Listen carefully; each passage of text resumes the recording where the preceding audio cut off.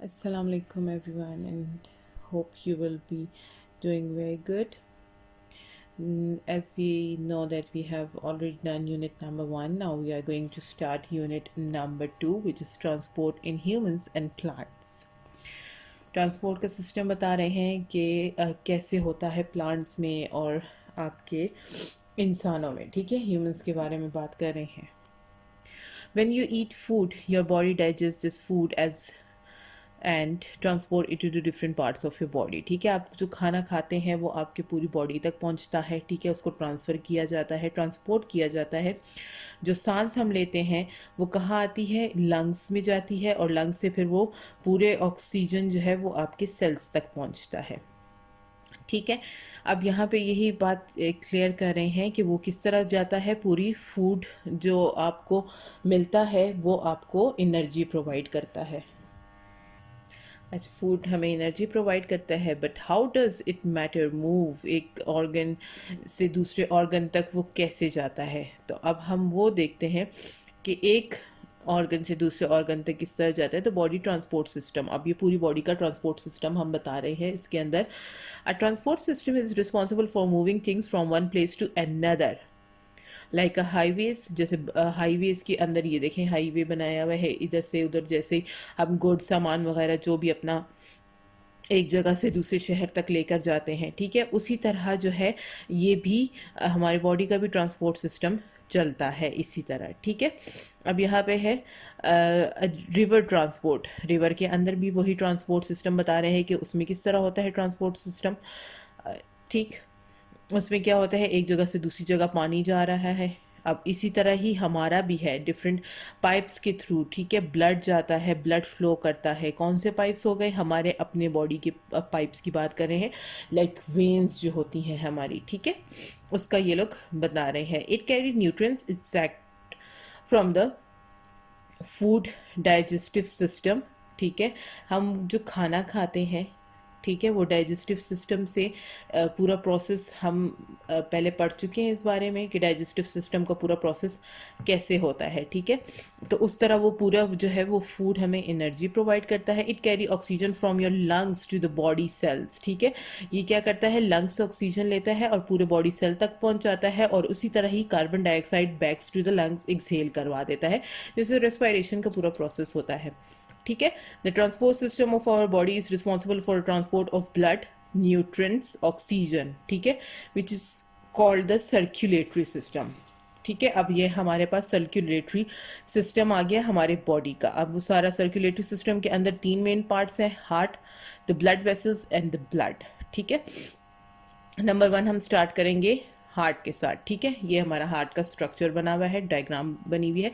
The heart is the centre of the circulatory system.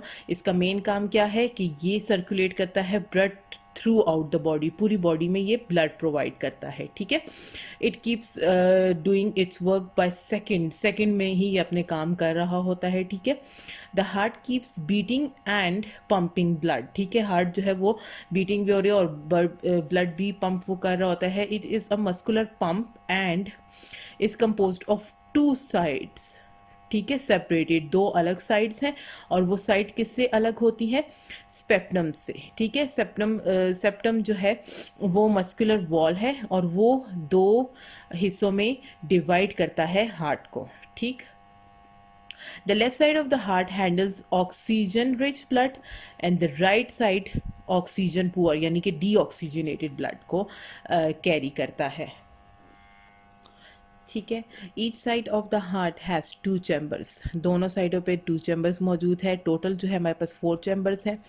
2 chambers जो ऊपर की तरफ होते हैं they are called atria, and the lower chambers are called ventricles. ठीक है, अच्छा, the left side pumps pure oxygen, the right side जो है वो डीऑक्सीजनेटेड ब्लड होता है, जिसमें कार्बन डाइऑक्साइड हमारे पास मौजूद होता है, और वो फिर लंग्स को सेंड किया जाता है ताकि वो प्योरीफाई हो सके.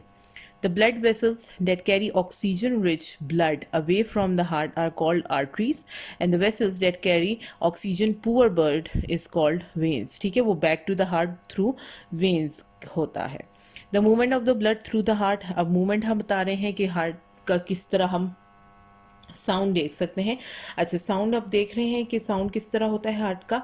हार्ट का वो बता रहे हैं कि लब दब, लब दब। अगर हम अपनी आंखें बंद करें और अपने दिल की आवाज़ सुनने की कोशिश करें तो वो हमें बता रहे हैं कि ये साउंड वो प्रोड्यूस करेगा। ठीक है, क्यों? Before each beat your heart fills with blood.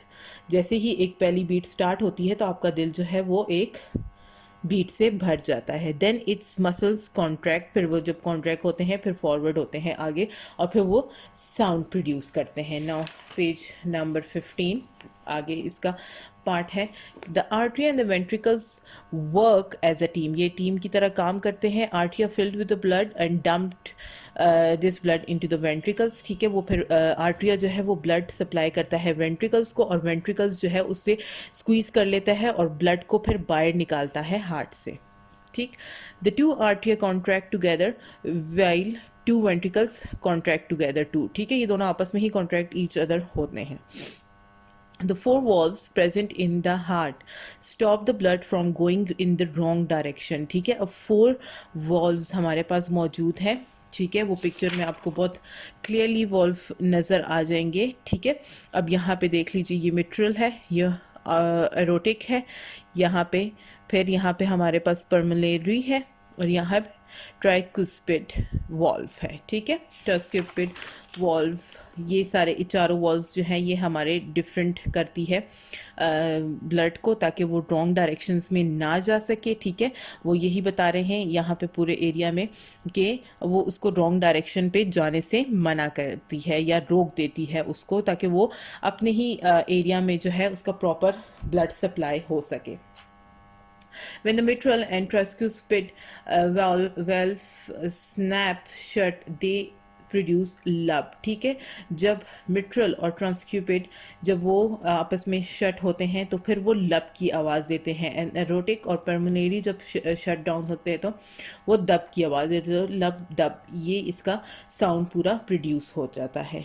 ठीक है, अब नेक्स्ट हमारा टॉपिक है फील योर पल्स। पल्स के बारे में बात कर रहे हैं। यहाँ पे आप अपना हैंड देखें तो दिस इज़ योर पल्स। ठीक है, यहाँ पे पल्स आप लोग चेक करते हैं।